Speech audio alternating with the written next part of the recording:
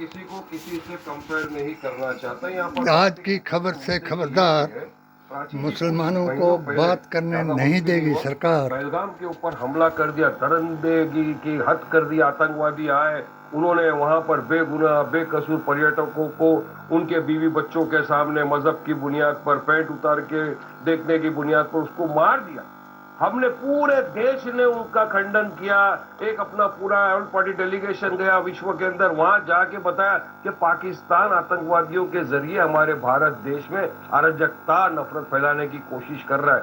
सब हमने बोल दिया। अब सोचो अगर कोई वहां ये सवाल कर ले अभी, अरे वारिस भाई आपका डेलीगेशन बोले आपके खुद के देश में इस तरह का कांड कर रहे हैं, इनको आप क्या बोलेंगे? तो मैं क्या जवाब दूंगा अपराधी? क्यों मेरे भारत देश का नाम विश्व में जाके खराब कर रहे हो तुम लोग? सवाल ये है मेरा। कायदा कानून है ना, अगर किसी ने गलत किया है तो पुलिस प्रशासन को जाके कंप्लेंट करो। अब नाम की बात आ गई, भारत को second largest exporter of beef घोषित किया गया है। अब सबसे बड़े बीफ एक्सपोर्टर कौन है पता है प्राची जी आपको?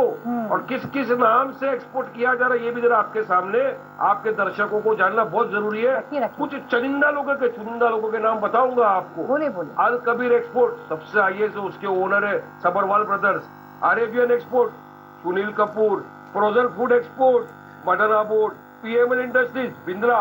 ऐसे तो लाइन है। तो इनके खिलाफ कब आधार कार्ड जाके ये ऐसी सरकार है कि ये चंदे का धंधा करती है। जब इन्होंने चंदे का धंधा किया तो बीफ बिजनेस करने वालों से अभी आपने एक लिस्ट पढ़ी भी चंदा लिया। व्यापारियों की दुकानों के नाम या उनके व्यापार का नाम आपने मुझे बताया और साथ में उसके ओनर का नाम भी बताया। यही तो अंतर है ना वारिस पठान जी, यही तो चाह रहे हैं। वहाँ पर नाम आपको साफ साफ पता है, लेकिन यहाँ वैष्णो ढाबे को कौन चला रहा है ये पता करना क्या ग्राहक का हक नहीं है? क्या कांवड़ियों का हक नहीं है? वैष्णो ढाबे को कोई मुसलमान नहीं चला रहा है, मगर कुछ गरीब लोग जो मजदूरी करने के लिए होटलों पर होते थे, जिस कानून की बात इन्होंने की कि कानून बनाया गया कि नेम प्लेट लगनी चाहिए, और जो लोग नेम प्लेट बदल करके वहाँ नाम बदल करके जैसे गोपाल नाम रख दिया, कड़ा पहना दिया, उस तरीके से जो कर रहे हैं वो सरकार द्वारा प्रायोजित है। और जो मेरे HHA के यूट्यूब के मुताबिक जो कुछ मैंने आज तक बताया, 2013 से लेकर के मोदी जी महान को बताया, अपनी 7 सूत्रीय पेटिशन से ये गृह मंत्रालय से भी अर्ज कराया कि हमारे संवैधानिक अधिकारों को भारतीय संविधान, कुरान और नबी की जुबान से पूरा किया जाए।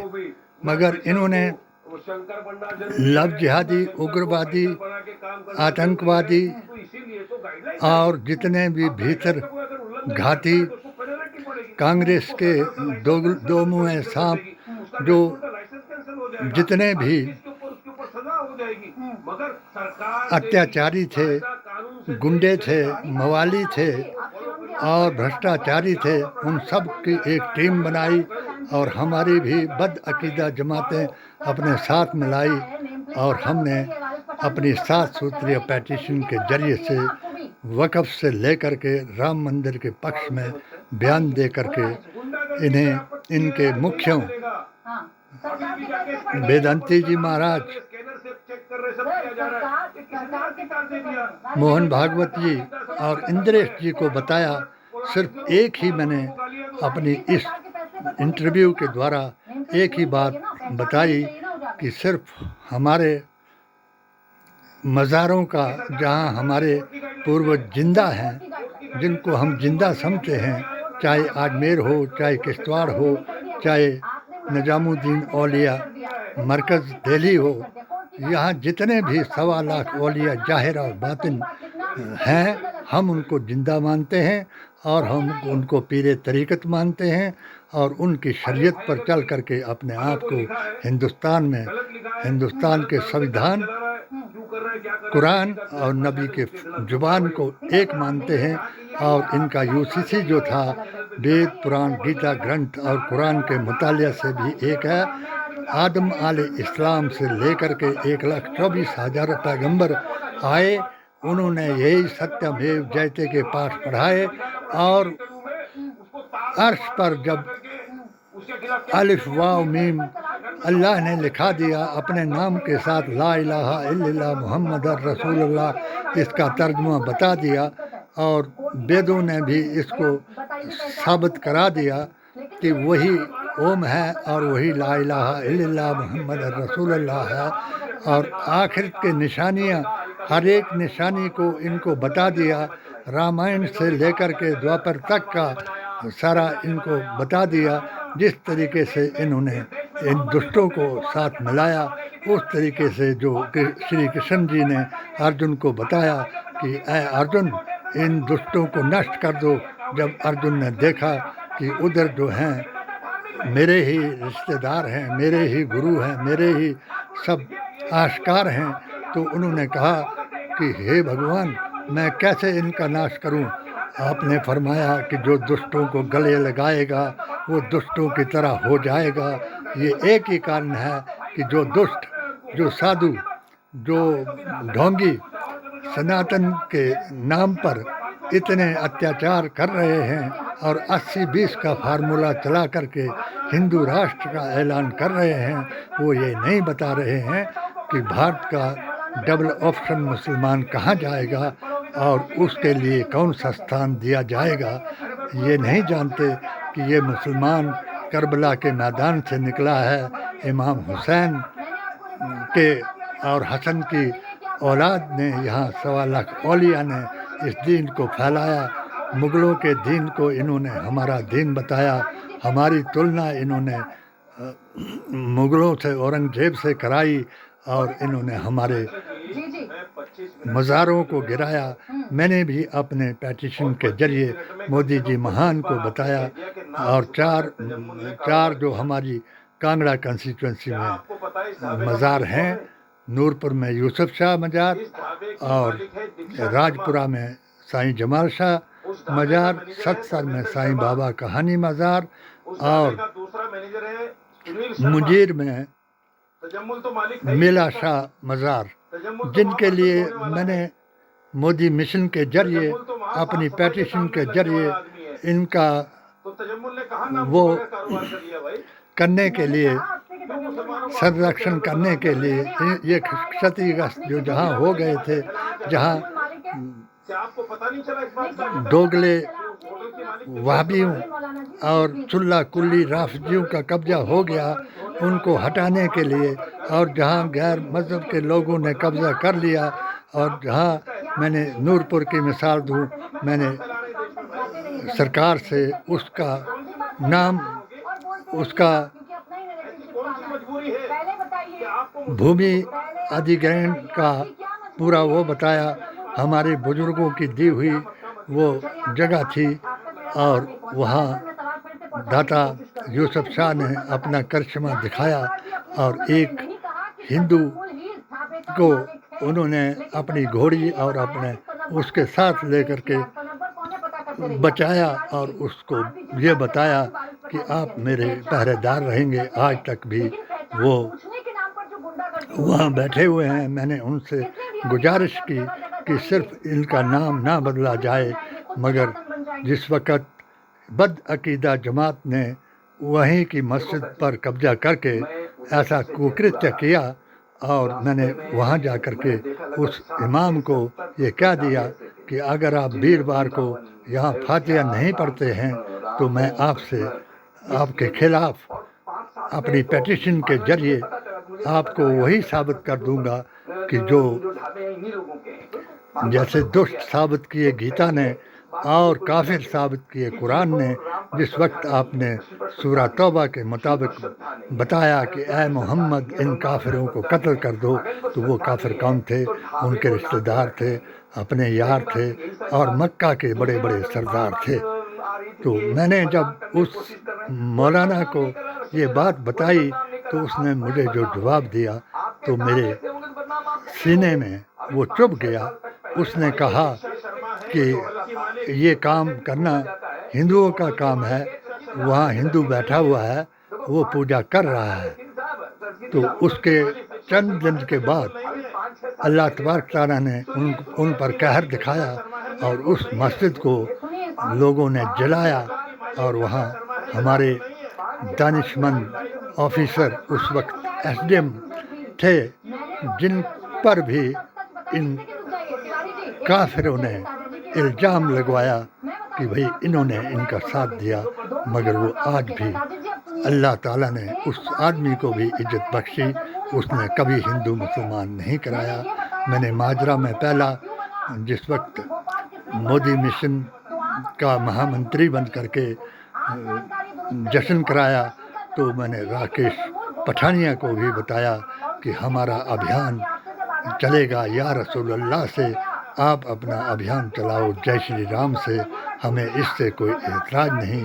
मगर वहाँ भी कुछ लोगों ने मेरे ऊपर इल्ज़ाम लगाया कि इसने मुस्लिम औरतों से जय श्री राम का नारा लगाया। ये वही लोग हैं जिनको अल्लाह तबारक तआला की लानत है।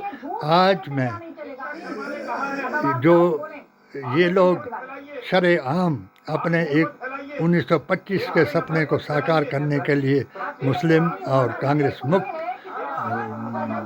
देश बनाना चाहते हैं, और जो हमने पहले 3 साल के लिए मोदी जी महान का साथ दिया, जब इन्होंने मेरी पेटिशन 7 सूत्रिया को रद्दी की टोकरी में डलवा दिया और उस एमएलए का साथ दिया और फ़ोन करके उसको बचा लिया, जिसने जो इल्ज़ाम ये मुसलमानों पर लगाते हैं बलात्कार का, अत्याचार का, धर्म परिवर्तन का, धर्म वापसी का, वही करा दिया। आज अफसोस है कि अगर एक मजदूर अपना नाम बदल करके अपनी रोजी कमा रहा है तो उसको इन्होंने कितने अभद्र शब्दों से और अभद्र टिप्पणियों से और अभद्र बातों से इंडिया टीवी ने उनका इधर से उधर करा दिया, जबकि उनका खास नुमाइंदा उनके गांव में जाकर के पूछा तो उसका मेंटली है वो बेचारा, वो सिर्फ अपनी रोजी रोटी कमाने के लिए उसको ज़बरदस्ती हिंदू बना दिया और कड़ा पहना दिया। मगर ये बात कोई नहीं करेगा, क्यों कि जिस वक्त मैंने अपने 14-16 फतवे मोदी जी महान के कानून के पक्ष में दिए और इन्होंने वो सारे लोग भड़का दिए कि इसने बाबरी मस्जिद के खिलाफ बात की, इसने बुर्का के खिलाफ बात की, इसने सामाजिक न्याय के खिलाफ बात की, समाजवाद के खिलाफ बात की। आज इन्होंने समाजवाद को नमाजवाद बता दिया और जो हमारा धर्मनिरपेक्ष संविधान था उसको हिंदू पक्ष में बता दिया। अब आगे क्या होगा ये देखा जाएगा, मगर इतना जरूर होगा कि एक गृह युद्ध छिड़ जाएगा और जो कृत्य ये कर रहे हैं, या जैसे उस वक्त भी मैंने इंडिया टीवी को बताया कि मेरे 16 फतवे दिखाए जाएं और मेरे इंटरव्यू को वायरल कराया जाए, मगर इन्होंने आज तक उसको डिलीट करवा दिया और किसी पत्रकार ने मेरे एक सवाल का जवाब भी नहीं दिया और मेरी खबरों को भी छापने से बंद करा दिया। यहाँ मैं इस कंस्टिट्यूंसी में, कांगड़ा कंस्टिट्यूंसी में, मैंने कुछ मुसलमान पत्रकारों को पूछा कि मेरे उसको आप छाप दिया करो, मगर वो मोदी भक्त बन गए और उन अत्याचारी, बलात्कारी और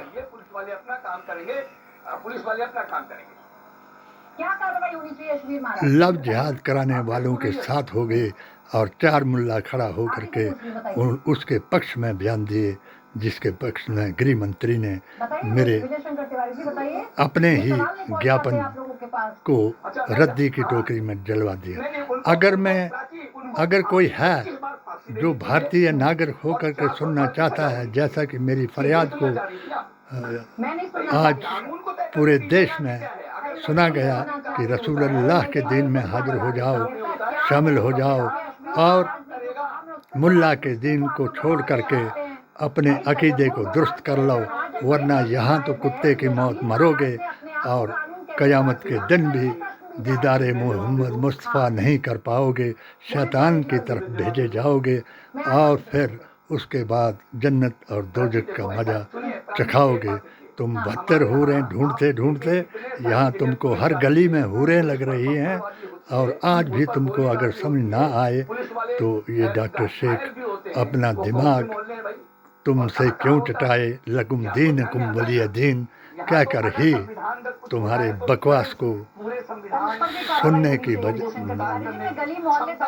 के बजाय आखिरी जो जिसको आप गजवाए हिंद बताते हैं, गजवाए हिंद कोई नहीं है, आखिरी जो जंग थी वो जंग हामिद है, उसको मेरी किताब से पढ़ें और HHAQ को अच्छा है, आपका बहुत सब्सक्राइब करें।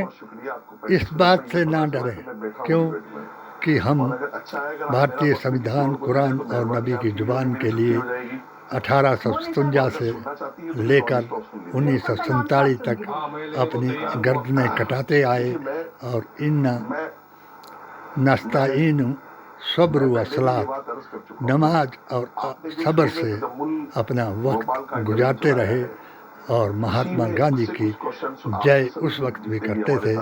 आज भी गोडसे की जय करने के बजाय महात्मा गांधी की जय करेंगे। जय बापू, जय भीम, जय संविधान। नाम को जाहिर कर देना चाहिए। जब मुसलमान अपने आप को दूसरों से ज्यादा भारतीय बताने में लगा है तो उसको नाम छिपाने में क्या मजा आ रहा है, मुझे समझ से बाहर है ये बात। दूसरी बात ये है कि मैं एक मुसलमान हूँ प्राची जी, अगर मुझे कोई हरभजन सिंह कलीम का बोर्ड लगा करके और मुझे चिकन खिला दे, वो हलाल ना हो, तो मेरे ऊपर क्या बीतेगी, मैं क्यों खाऊंगा उस चिकन को, मैं तो उसके खिलाफ जो है वो हंगामा करूंगा, शोर करूंगा। तो मैं समझता हूँ कि कावड़, मैं हमेशा से कहता रहा हूँ, कावड़ एक इबादत। ऐसे कोई मुसलमान नहीं है। अगर आप मुसलमान अपना आप को समझते हैं तो पहले आति अल्लाह व रसूलिही व उलिल अम्र मिनकुम का ज्ञान पढ़ें, और ऐसे मुसलमानों को जो गद्दार मुसलमान हैं, जो जानबूझ करके ऐसा कर रहे हैं, वो संविधान, कुरान और नबी की ज़ुबान की तौहीन करा रहे हैं। अल्लाह इनको नेक रास्ते पर हिदायत करे और रसूल अल्लाह के दीन में शामिल करे और मुल्ला के दीन से बचाए। जय हिंद।